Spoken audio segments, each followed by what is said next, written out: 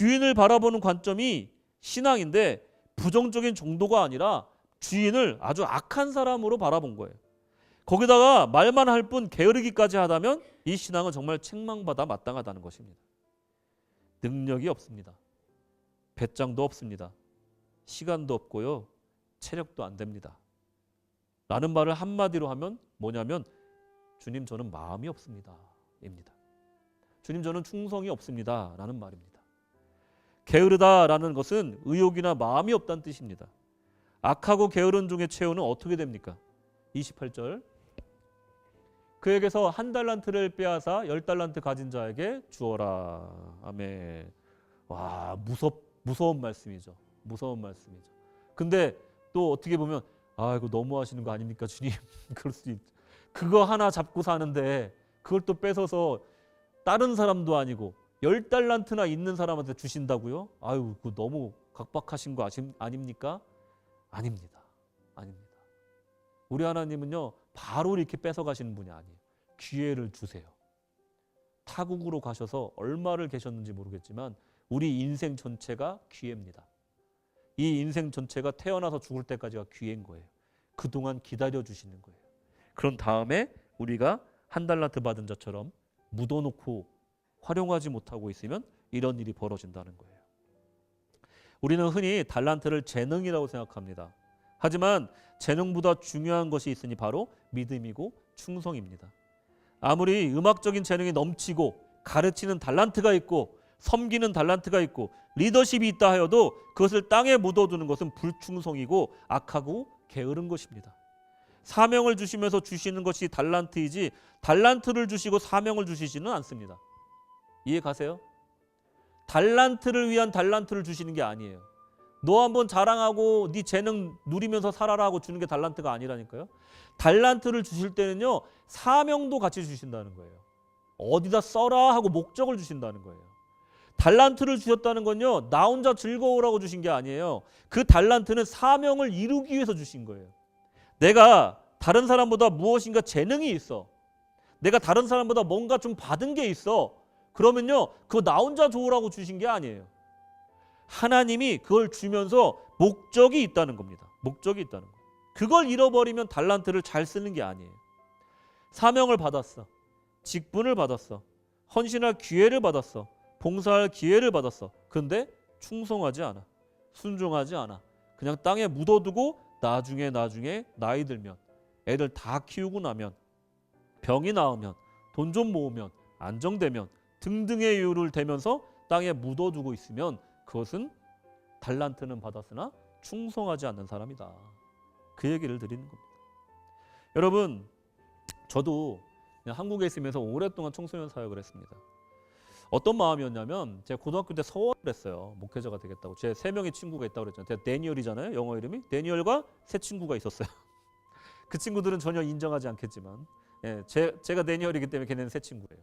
근데 그 친구들과 함께 서원 기도를 했습니다. 그러니까 교회에서 얼마나 예뻤겠어요. 이제 차기 목회자들 될 사람들이니까 막 권사님들 집사님들이 엄청 잘해주셨어요. 그리고 우리 밥 먹는 것만 봐도 기분이 좋다고 막 그러면서 엄청 저희를 막 키워주셨어요.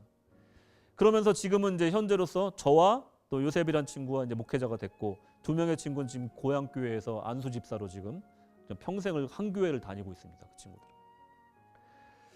제가 어떤 생각이었냐면 대학교 가면서 생각이 신학교를 갔는데 생각이 뭐냐면 나 같은 사람이 목회자가 되어도 될까? 그런 생각이 드는 거예요. 나 같은 사람이 괜히 목회자 됐다가 다른 목회자들 욕먹이는 거 아닌가? 그런 생각이 들어서 그러면 나는 청소년 사역을 하면서 평생 교회 외적인 사역에 더 집중을 하자. 그런 마음을 갖고 오랫동안 그게 청소년 사역을 한 거예요. 근데 잘 생각해 보니까 나중에 이제 사관이 돼서 생각을 해보니까 그 기간이 물론 훈련의 기간도 있었지만 내 마음의 생각은 잘못된 거구나. 이거 좀 교만인 것 같다라는 생각이 들더라고요. 왜냐하면 하나님께서 나를 목회자로 쓰시겠다고 하는데 내가 아닙니다 하나님 저 그 정도 아니에요. 그러는 거예요. 하나님 제가 무슨 목회자입니까? 이러고 있었던 거예요. 몇십 년을.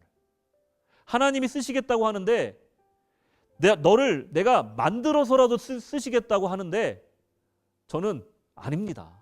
저를 보세요. 저 부족하잖아요. 이러고 있었던 거예요. 어떻게 보면 겸손해 보이고 어떻게 보면 보기 좋은 것 같지만 사실은 주님의 채널과 저의 채널이 전혀 다른 거예요. 주님은 7번을 틀었는데 저는 9번을 보고 있는 거예요. 자꾸만 핀트가 안 맞는 거예요. 주님의 뜻과 나의 생각이. 그러니까 인생이 자꾸 엇나가는 겁니다. 그 세월들을 계속 훈련을 받으면서 광야 생활을 하다가 이 자리에 제가 오게 된 거예요. 여러분, 하나님 앞에 우리가 달란트를 받았다는 것은 사명을 받았다는 거예요. 근데 대부분의 사람들은 달란트를 발견하지만 사명은 발견하지 못하는 경우가 굉장히 많아요. 그래서 달란트만 쭉쭉 빨아먹고 산단 말이에요.